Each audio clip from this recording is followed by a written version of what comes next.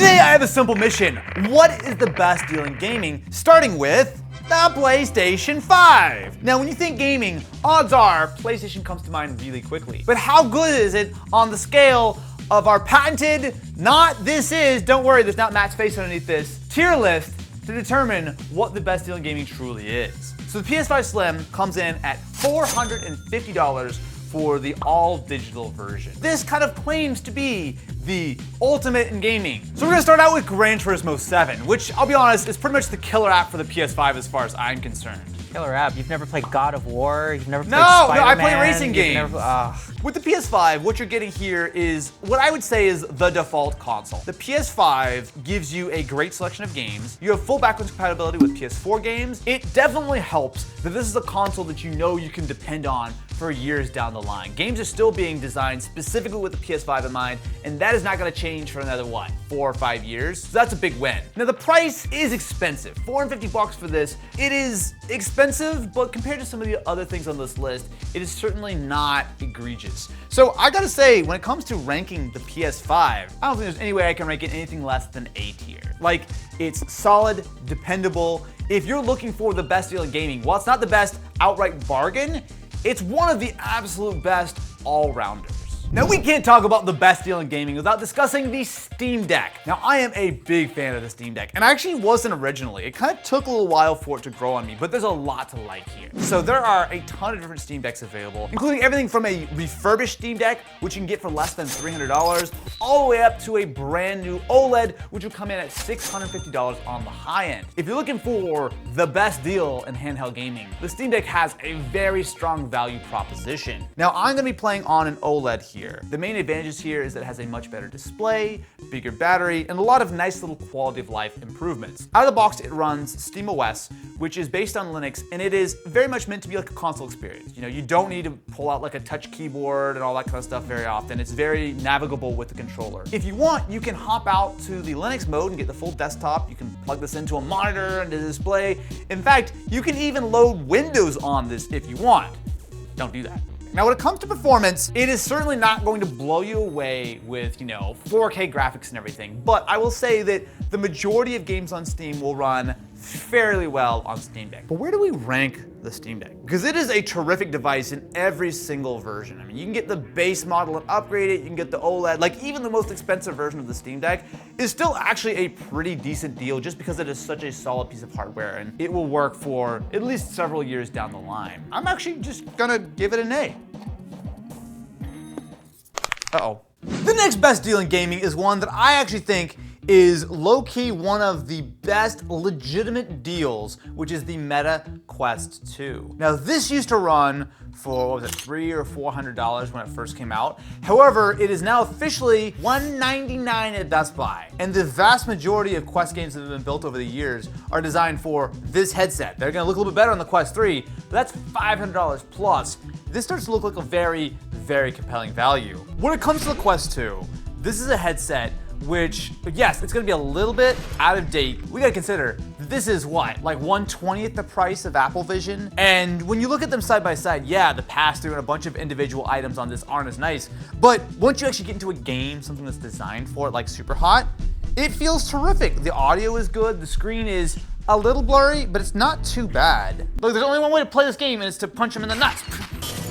Ah, he punched me in the face. Now I'm gonna lean over this guy right here, right? Punch him in the nuts before he can get me, and punch him in the nuts and in the face. If you want to get into a VR headset, $200 is such a killer deal. One of the only downsides here is going to be long-term support. But at $200, if you've ever been curious about VR, it is a terrific way to get into it. And you can always decide maybe down the line, do you actually want to spend the extra money to get the Quest 3, which is really just a more refined version of this headset. I'm gonna put the Quest 2 in B tier. It's good if you want to get that VR experience, but if you got $200 and one gaming device in your life, this is probably not going to be it. Keeping with the theme of unusual choices, this is the Analogue Pocket. The Analogue Pocket is unlike every other item in this video because it only plays old school portable games. So we're talking Game Boy, Game Boy Color, Game Boy Advance. You can get a number of other adapters to do things like Game Gear and Atari Lynx and whatnot. You have a ton of different options, and the nice thing is this display is so sharp that especially when you're playing original Game Boy games, you can actually have like the original display, the LCD stuff like emulated in the actual hardware because the screen is so high resolution. But, there's a big but. The Analogue Pocket has two major things going against it. First of all, it is the availability. So the Analogue Pocket is not just something you can go on the Analogue site and buy. If they were in stock and you could get it for the actual $220 price, it's decent. The fact that you almost always can't means that the Pocket, I'm sad to say, this one's tough. I'm gonna say Analogue Pocket gets a D. Next up we have the ROG Ally. Now this is going to encompass a couple of other options, including something like the Legion Go, but this is a Windows-based handheld, essentially a small PC that is designed to go head-to-head with the Steam Deck. Now I will tell you that the ROG Ally was the first and is currently the best priced of the lot. I'll tell you straight up, the standard Z1 version of the Ally at $400 is an incredibly compelling value when you put it side by side with the Steam Deck. So the hardware is quite nice. It's got a very nice display. A little on the bigger side, much like all of these handhelds are. The fan is a little bit loud, and there are some issues with this cooking like micro SD cards. There's really not a lot that is wrong, I would say, with the ROG Ally, and there are some issues with this cooking like micro SD cards. There is Armory Crate built in, so you can see here that with just a tap of a button, I can launch a little interface that ASUS built. But here's the bigger issue with the Ally, and this goes true with all the other Windows handhelds. They're running Windows. When you compare this to the Steam Deck, SteamOS is actually designed to be used with a controller. As soon as you land in the desktop mode, what you're gonna find is a very unfriendly experience. Yes, you can kind of just forget that Windows is there, mostly, but you can't ever get away from it, which definitely dings it in my book. It's a good deal, but is it the best deal in gaming? No. I'm gonna give the Ally pretty much entirely based on the fact that the Z1 is $400. I'm gonna give it a C tier. Now, when you see this gaming laptop on the table, you'll probably go, oh, Austin, you're finally talking about a PC, I'm so happy. Well, I am talking about a PC running Chrome OS. Yeah, you heard me right, my friends. This is a Lenovo IdeaPad gaming Chromebook. Now, if you hear the words gaming and Chromebook and go, huh? Well, you're not alone. These were originally designed to run with Google Stadia in mind. So if you're familiar with Chrome OS, you'll know that they're nice little systems that are easy to, very lightweight, simple sort of things. And you can run some games on them. In fact, some Chromebooks can actually run Steam, but they're always limited by their sort of wimpy hardware. Gaming Chromebooks like this actually utilize a high refresh rate display. So this is 1440p at 120 hertz. And when you pair that with a service such as GeForce Now, which is what I'm using, in the Ultimate tier, I can actually get 120 frames per second streaming to it. If you are interested in doing streaming gaming, I think that this Chromebook actually is as good as it gets. The downside though is if you have a poor internet connection, it is not a great experience. I will tell you that if you have a sort of weak, wimpy internet connection, it's gonna be an F- tier. I'm gonna hop into GeForce Now. I'm gonna give it the best possible shot. I've got the high-end Ultimate tier. I've got an RTX 4080 in the cloud. And as you'll see, the performance should be really quite nice. I usually don't like cloud gaming, I'll be honest with you. I find that the inconsistency, even on a good connection, and the latency can often be really annoying. That being said, as you can see right here, I'm getting some stutters. And that is going to be dependent on not only the server you're on, but also just your internet connection. If someone down the hall fires up Netflix, your game may start lagging, which is always going to be a pretty significant issue when it comes to cloud gaming. Wow, that was really not good. While this used to cost like $600, you can buy this brand new for a little over $400. And if you're like me, you want to buy it used, this thing cost me like $200. But you still got to pay for your games, your online cloud streaming service, all that kind of stuff. And as you can see, sometimes it runs terribly. So as much as I think for some people, this is one of the better items, but when you look at what it's up against, I think we got to put the Chromebook in F. It's not this worst, except that it is, but it's a Chromebook! When I think about value and gaming in one sentence, the first words that come to mind Nintendo Switch Lite. Now, you're probably tired of hearing me talk about how much I like the stupid Switch Lite, but here's the thing. This has been $200 for a number of years now, and it is still, purely from a value to game perspective, one of the best consoles you can buy. The Switch has, at this point, years and years and years of terrific games. Now, obviously it's starting to show its age a little bit. If we hop into something like Fortnite, you'll see that the experience isn't particularly amazing. Boy, this screen's real small for Fortnite. Boy, that frame rate is, there's some frames. There are exactly some frames. How many frames do you need? Less than 30. Less than 30. Who wants 30 frames? Oh, that's too many frames. Oh. Now, while the Switch Lite might be cheap and small, it still plays the exact same games and the exact same performance as its bigger brothers, the standard Switch and the Switch OLED. While yes, the Switch 2 is right on the horizon, you're not gonna feel too bad about spending $200 on a Switch Lite. Whereas if you spend $300, $350 on a Switch OLED right now, you know that Switch 2 is coming out in like 10 minutes and is gonna completely disregard your existing Switch. Even if there's backwards compatibility and stuff, like you should not buy a regular Switch in 2024, right? Like the new one's coming. Now when it comes to downsides to the Switch Lite, there are a couple. The screen is decidedly average. It's a very sort of okay looking 720p panel. And the fact that while the Switch Lite is a beautiful little piece of hardware, you do not have any capability of docking it. This is one that's very subjective. There's probably people out there who look at this and go, oh, I can't dock it, it's the weak version of the Switch, F tier, easy. And then there's me, like a year ago, which would have been like, oh, S tier, it's the best deal in gaming. I made lots of videos on the Switch Lite over the years. I think though, I have moderated my stance somewhat. I feel pretty confident giving the Switch Lite a B tier. I think $200 for the Quest and the Switch, you'll be set. You'll have all the gaming you need, except all the other things. So when I say that I'm talking about an iPhone 15 Pro as the best deal in gaming, you rightfully are gonna point out that it belongs in F tier along with the Chromebook. But hear me out for 1 second. This is one of, if not the most expensive items in the video. So the iPhone 15 starts at $1,000. Plus, you're gonna probably want more storage. It's gonna be another $100, $200. And you're almost definitely going to want a controller. So this is a backbone, which is another $100, right? So you look at all this and you go like, oh, what's going on here?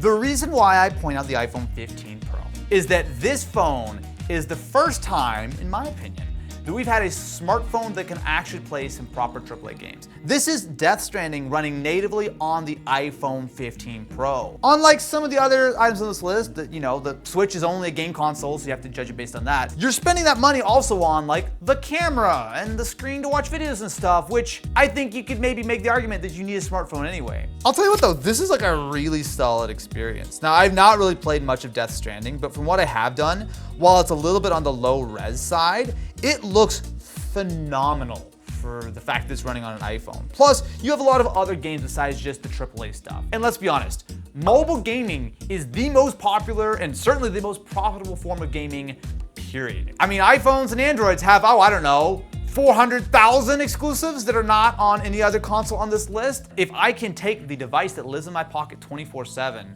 and also do pretty solid gaming on it, it's a very strong sales pitch. The downsides though are there. So not only do you have to spend a huge amount of money on an iPhone 15 Pro if you want to have the latest and greatest performance, the problem is that once you start getting away from these AAA games, which are very limited on the iPhone but exist, what you'll find is that free-to-play games have a bad reputation for a reason. I think as much as I like smartphones and the iPhone 15, I'm kind of lumping them together, I gotta put the iPhone in D tier. Where would you rank the Nook? The Barnes & Noble Nook tablet? Yes. Oh, well, that's an N tier for not good. It is the moment that you've all been waiting for, my friends. Time to talk PC. Now, PC is a little bit more of a nuanced conversation than every other item on this list. If you encompass a PC gaming experience down to a few criteria, you would look at laptops, low-end desktops, you would look at high-end desktops, crazy extreme stuff. PC is almost, without fail, the best place to play if you've got the budget for it. We're actually gonna split this up into two categories. We're gonna start out with the low-end PC. So this is a brand new $475 PC that I built in a video not too long ago, the cheapest new PC I could build at Micro Center. But we're gonna compare this with something like the PS5 and the Series X, which is roughly equivalent in price, although I'll tell you not equivalent in performance. I would say the low end of PC is probably the $400 to $600 range. Obviously, it's really hard to determine because I mean, you can technically build a $200 PC if you want, if you get like a used Dell Optiplex for like 30 bucks. So I actually can hit close to 120 FPS on this, even though it is obviously a very low-end system. But obviously, the more money you spend, the sort of more capability that you will get. I think for me, the only real downside with PC is that it has League of Legends. Well, you know what we can do? We can just delete League. I think it'd be fine. Downsides to PC would be the complication. You know, you've got Windows updates, you've got driver updates, you've got occasional instability based on the mini components that you may or may not have. PCs, I don't want to say need to be upgraded more often because that's not really true, but like this PC, I will guarantee you 7 years from now will struggle to play some more modern titles. Like that's just the way it works. PC tend to evolve a little bit quicker. So if we're gonna split this up, first of all, into low-end PC, there are a lot of advantages, but I'm actually not gonna give it a super high rating because when you go for a really low-end PC, you're gonna be giving up pretty significant performance. Meaning that I'm gonna give the low-end PC a B. It's fine, it's very usable, you can certainly get a lot out of it, but the real story here is the high-end PC. Now, a high-end PC I'm gonna categorize as something at $750 or more. At this kind of price point, you're getting proper dedicated graphics that are going to match or exceed a console. And importantly, once you get to a more high-end PC, while you'll still wanna upgrade, that is going to last you 4 or 5 years. If you've noticed, there's this conspicuous lack of an S tier. And the PC feels like a very obvious spot because there's so much going for it. Which is why I'm going to put PC an A tier. Because there is one more. The real GOAT when it comes to the best deal in gaming, not the best experience. If it was just the best experience in gaming, it would be the high-end PC. It is none other than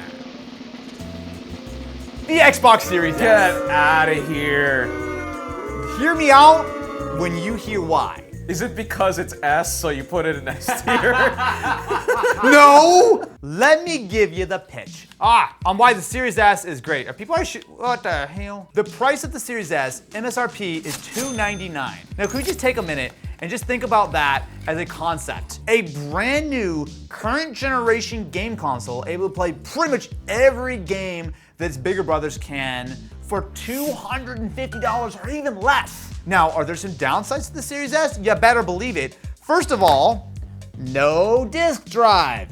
But honestly, most people, are you really still buying physical Xbox games? But if you're looking for the best deal in gaming, I'm happy to trade this compatibility for hundreds of dollars in savings. Now, the other downside to the Series S is just the fact that it is a little bit underpowered compared to the Series X. So this is going to generally play games somewhere between 1080p and 1440p, whereas the Series X typically aims for 4K or thereabouts. I would argue that because that is really the only downside to the system when it comes to the graphics, it's totally fine. The fact that the Series S can play the same games, and you're pretty much guaranteed that this will work with all next-gen titles and current-gen titles for quite a while. That's legitimately great. On top of that, there's Game Pass. If there's ever been a console to sign up for a Game Pass subscription, it's the Series S. Or you can do what a lot of people do, which is just, freaking play Fortnite and free-to-play games on this thing and never buy anything on it. Like, there's so many reasons why the Series S is such a good